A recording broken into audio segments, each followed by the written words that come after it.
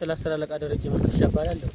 ወሮ ከምስራቅ እዝ 76ኛ ክፍለ ጦር ሁለተኛ ሬጂመንት ከሁለተኛ ሻምበል ሎጂስቲክ ነው የነበርኩት ኃላፊነቱ። ይኸው ከገባሁ 5 ዓመቴ ነው። 2013 ነው የወጣሁት ከቤቴ ማለት ነው። በሰሜኑ ያው ሁሉ አሳልፌ ብዬ እስካሁን ተታገል ነበርና ካሁን በኋላ ግን ያው ሻምበል መሪው የስልጤ ዞን ነው የደቡብ ልጅ ነውና በቃ እኔ የነበርኩበትን አውጥቶ ሌላ እኔን ወደ እግረኛ አስገብቶ ሌላ የሱን ብሄር ነው ያስገባው ማለት ነው። ከዛም በኋላ ነው በጣም የተሰማኝ እኔ ማለት ነው። ከዛ ወዲያ እኔም ያው አልቆየሁም ከወጣሁ ከስታፍ እንደወጣሁ ወር ከምናምን አልሞላኝም። ይኸው 15 ቀን ግን ስለ ፋኖ ሲወራ ማለት ነው የኛ እንደዚህ ነው እያሉ አመራሮቹ እንትን ያደርጋሉ ማለት ነው፣ ያሳምናሉ። ግን አሁን እዚህ መጥቼ ሳይ ደግሞ ሌላ ጉዳይ ነው ማለት ነው። የሚሄዱት ልጆች ይደውላሉ፣ ይነግሩናል፣ ገብተናል፣ አንተ እንደዚህ እኮ ነው የሚወራው ውሸት ነው ይላሉ። ከዛ እኛም ያው እንግዲህ ያማወቅም አለማወቅም ያህል እስከዛሬ እንደዚህ ተከላትሜ በቃ ካሁን በኋላ ደግሞ ለእናቴ ለአባቴ ደርሳለሁ ብዬ ለመውጣት ወስኜ ወጥቻለሁ ማለት ነው።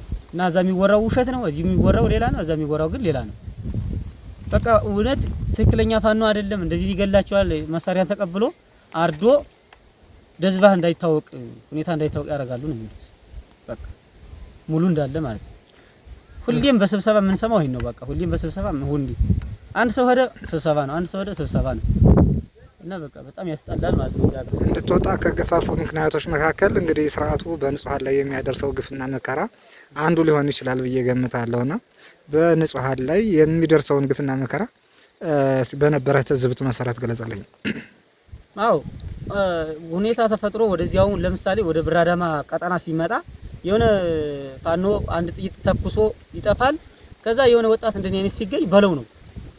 እኔ እኮ እዚህ ስራ ቆይቼ ነው ለምሳሌ በጥፊ በርግጫ በቃ ደም ባፍንጫው ይመቱታል። በቃ በዛ የዛን ጊዜ በጣም ያስጠላል ማለት ነው። መሳሪያ ይዞ የሮጠው ሌላ የሚደበደበው ሌላ ነው። በቃ ዝም ብሎ ጥይት ጮኸ ከተባለ የተገኘ ሰፈር በለው ነው። ወጣት ከተባለ ማለት ትንሽ ከ15 ዓመት በላይ ከሆነ መደብደብ ነው፣ በቃ መጨፍጨፍ ነው የሚለው። በቃ በዛ ምክንያት 2016 ላይ 3 ወር ታስሬያለሁ ማለት ተጣልቼ ማለት ነው። እኔ ጋር ሻምበል አንድ ነበርኩ። አሁን ሻምበል ሁለት ነው የወጣሁበት። የነበርኩት ሻምበል አንድ ነበረ። ለምን ትመታለህ ብዬ ከብሬን ተኳሹ ጋር ተጣልተን 3 ወር ታስሬያለሁ ማለት ነው። አንተ የፋኖ ተልኮ አለበት ብዬ ማለት ራሱ። ከዛም በኋላ ወደ ስታፍ ስላስገቡኝ የኢትዮጵያ በቃ ትንሽ ተቆጥቼ እስካሁን ካሁን በኋላ ደግሞ በቃ ፋኖን ዘራፊ ናቸው ይላሉ። ግን የኛ ደግሞ እዛ ጋር ደግሞ ያለው ስርዓቱ በቃ በስም ፋኖ እዚህ ጋር ምንሻ አለ አይደለ? ምንሻ ይቆጠቁማል። ይሄ እኮ የምንሻ ተልኮ አለበት ማን የፋኖ ተልኮ አለበት ይላሉ። ከዛም በኋላ እዛ ቤት ያለ እህልነሽ ሰይጣንነሽ ምናምን የሚቀር የለም። ራሱ ልብስ አይቀርም ራሱ ማን ሲዘረግ። ግን ኋላ ተጣርቶ ሲመጣ ራሱ ደቡብ ሚጫ 2017 ላይ ነበረ። ደቡብ ሚጫ ስንት ጓዝ ስንት ድንች ተበልቶ ስንት ሙሉ ራሱ ማን ነው ስንት ነገር ያዩት ጉዳለ ማለት ነው። ያ ሁሉ በቃ አልቅሰው ፈርቶ ሸሽቶ ተመልሰው ሲመጡ ቤታቸው በዳው ነው ያገኛል ማለት ነው።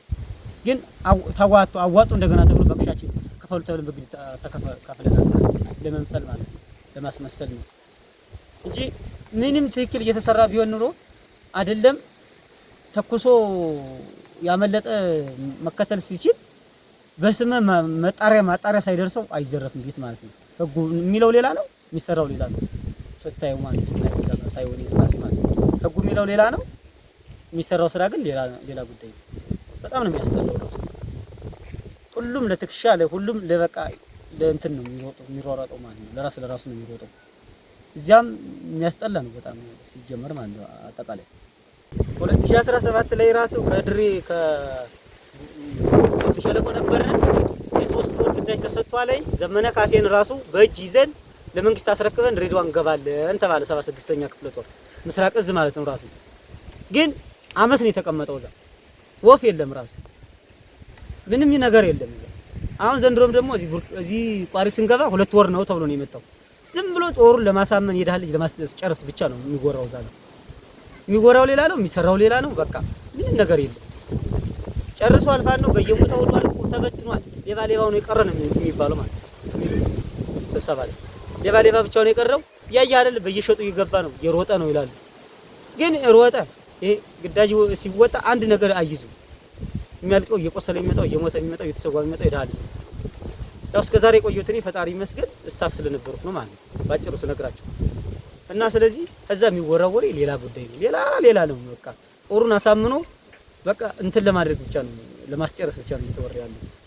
በግድ ተጨቁኖ ተይዞ ነው ከተማ ሄዶ የለም እኮ እንኳን ሽንት ልሽና ብሎ ከሄደ የት አባ ነው የሚባለው እኮ።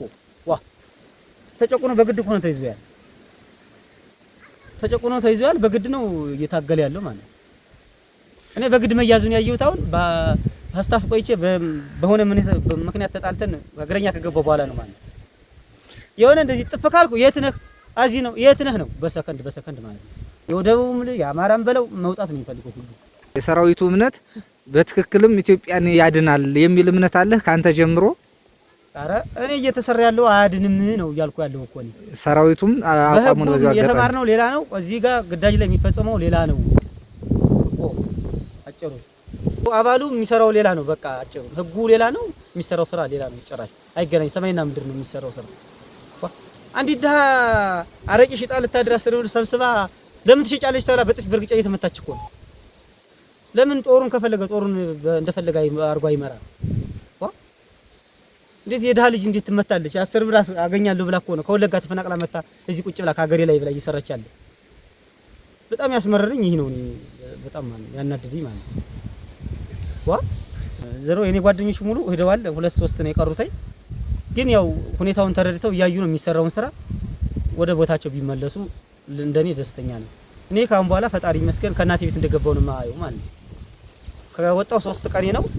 ግን በቃ እስካሁን ምንም ያየሁትና ነገር የለም። በስነ ስርዓት ተቀብለውኛል። ፈጣሪ ይመስገን በቃ እስካሁን አለው። ክብሩ ይስፋ መድኃኒዓለም ማለት ነው። ለአማራ ተወልጄ ሳይሆን ብቻ በቃ ሁኔታ የተረዱተይ በየቦታቸው እያመቻቹ ቢወጡ ደስ ይለኛል ማለት ነው።